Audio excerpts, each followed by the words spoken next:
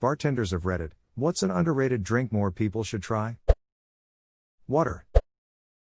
Palomas. Tequila, grapefruit juice, soda, and lime juice. Lowbrow version, tequila and squirt.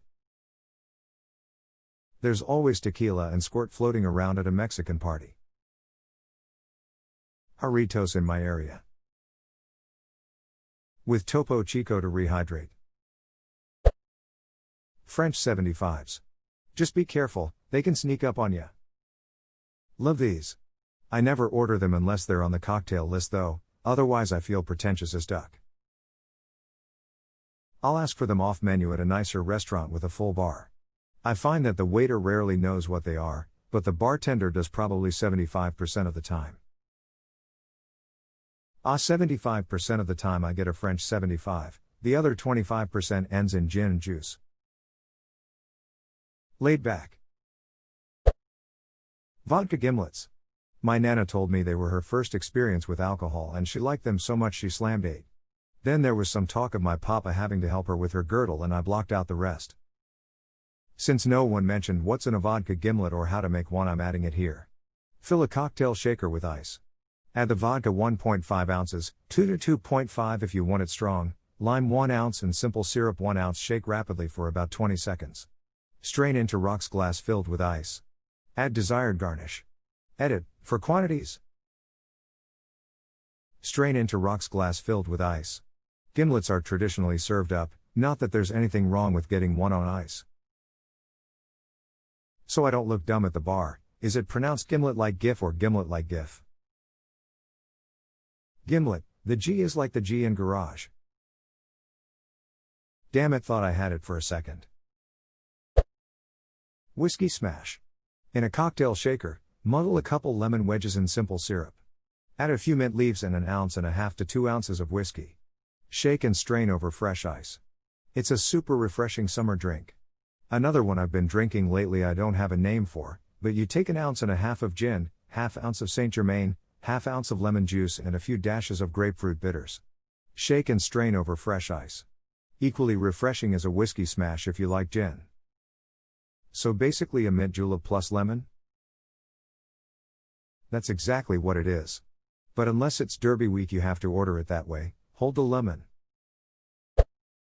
Good old Tom Collins. Look at me. Chopping ice for a Tom Collins like a field hand.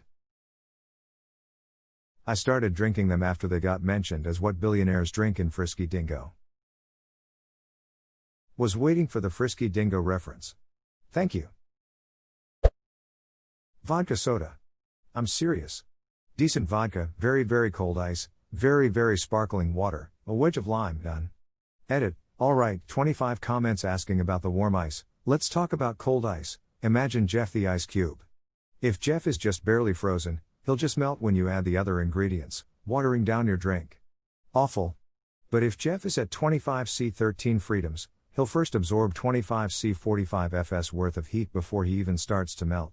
That's what makes the big difference in actually cooling down your drink instead of just watering it down.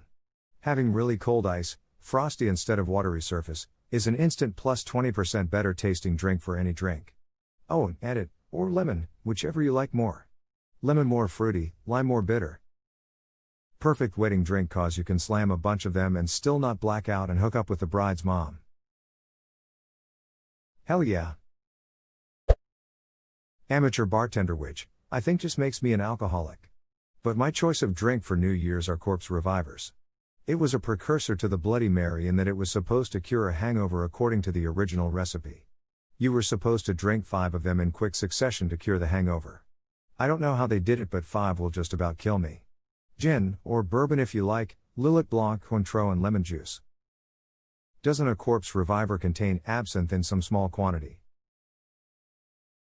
I knew I forgot something. You can either rinse the glass or add a dash of absinthe, completes the killer drink. I want to try this. Need to get myself some absinthe and a hangover. Marilyn Manson has a line of absinthe, because of course he does. Lucid was the first brand imported after the laws were loopholed and stuff. Pernod absinthe is good for trying and mixing drinks with. Though seriously it might be more of a case of if you never sober you'll never get hungover with corpse revivers. I created a bucket list from the top comments. If anyone's interested, edit, added 9 more. Now the list is updated, edit 2. After all these comments, I'm definitely trying Malort and Horse Jizz hash cocktails to try Palomas Trinidad Sour Aviation Suzrock Daiquiri Penicillin Bobby Burns Oaxaca Old Fashioned Toreador Charlie Chaplin Vodka Gimlet Whiskey Smash Tom Collins Corpse Reviver Dark and Stormy French 75 Moscow Mule Negroni The Godfather Horse Jizz Malort Rusty Nail The Last Word The Stinger Caipirinha Snickers Sidecar Paper Plane Fernet Pim's Cup. Malort is a Chicago liquor that tastes like a mix of Dad leaving on Christmas Day and Windex. Not a cocktail. Is it weird that your description makes me want to try it? Along the same train, what's the best way to handle ordering a drink listed here when the bartender obviously has no idea what you're referring to? I'm assuming in a local hangout, relatively quiet, it's easy to hand your phone over, but that doesn't work anywhere populated. My opinion. If the bartender isn't familiar with the cocktail and it's a busy night, you really don't want to order that drink.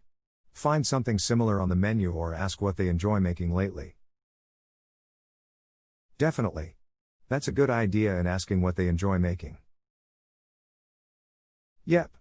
I usually give some basic direction like, I want a bourbon cocktail that's not too sweet, and then let them make whatever they want. I've never regretted doing this, and have gotten to try a lot of great cocktails I would never have thought to order on my own. Dark and stormy. Gosling's Rum Crucial. Ginger beer and lime wedge. I keep Gosling's rum and ginger beer stocked in my house, and limes are on every shopping list whether I need them or not. Love a dark and stormy. The Godfather equal parts amaretto and bourbon scotch poured directly over ice in a shallow old-fashioned glass, no bullshit. Tastes magic. For those who like their drinks a little sweeter. Add cola, it will taste pretty much like an adult Dr. Pepper. Edit, for those of you just learning of this drink. Welcome to Alcoholics Anonymous. A lot of you suggesting changing to 3-to-1 or 2-to-1 in favor of whiskey. I love the sweet smoky flavor of Jim Beam and Di Serono at 1-to-1, but each to their own. As suggested. There are other cocktails in the same theme. Godmother Amaretto Ging Goddaughter Amaretto Vodka Godson Amaretto Rum. I love these, and no one ever knows what the duck I'm talking about when I try to order one. I have to give the recipe every time. Negroni. I like you. I order this from time to time, and every time, the bartender gives me a look. A good look. Is there something about the drink that bartenders know that I don't? Okay, but how do I order this? Do I just go Negroni, please, and they'll know what to do? Or are they gonna ask me something like rye gin? And I'll be like, yes. And they'll be like, no, what kind? And then I'll be like, oh, can you make that a Jack and Coke instead? Sorry, I have to plan conversations sometimes. Suzrock, it's a classic cocktail. Start a lowball glass with an absinthe rinse, and in a separate cocktail mixing glass stir rye whiskey, Peychaud bitters and a dash of simple syrup on ice. Strain back into the absinthe rinse glass and garnish with an orange peel. Go listen to some smooth jazz and sip. The Suzrock is great. Purportedly the oldest cocktail in North America. But you have to make it with the absinthe, or it just isn't as good. I have had Sazeracs without the absinthe, and may. Shots of Mallard. Found the ducking Chicagoan. This was my first legal drink. Got off work, one of the cooks met me at a bar, he tells the bartender it's my 21st, the bartender pours 2 shots of Malort.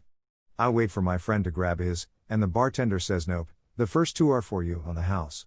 Terrible, terrible stuff, but I still kinda love it. There's the Chicago response too.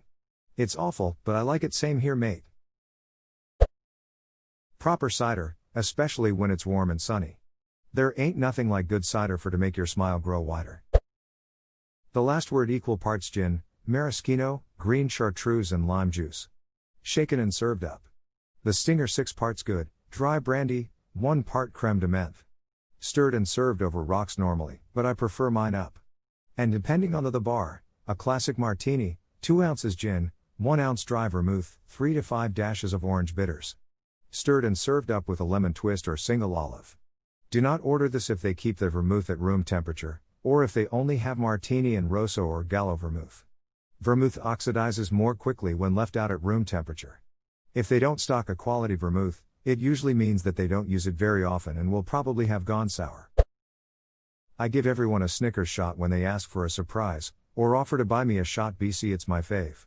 10 milliliters Kahlua, 10 milliliters Frangelico, 10 milliliters Baileys with salt shaken over the top make it taste much like a Snickers bar and is great for those who don't do well with the taste and burn of alcohol. Read the ML as Oz, because brain is broken. I was damned impressed with your idea of a drink. King size Snickers.